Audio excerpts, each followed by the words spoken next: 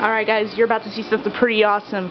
We're here at 6:30 a.m. at West Cobb Dairy Queen. We're about to make 1,500 small mini Oreo blizzards.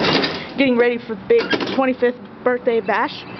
And we have a special guest with us today where the Blizzard Mobile has made its stop here at Marietta, Georgia.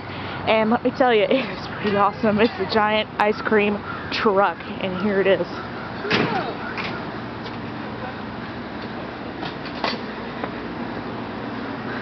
Look at that. I love it. Let's get a better look. Oreo Blizzard on the top, my favorite.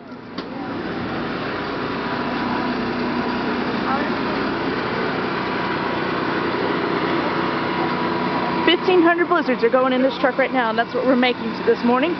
You just saw the assembly line earlier.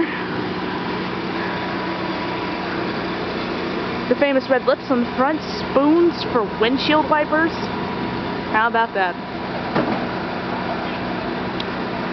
Check out these rear view mirrors. How can they see out of those? It's crazy.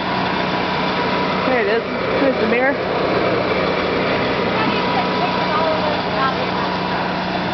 I'll do it. Yeah.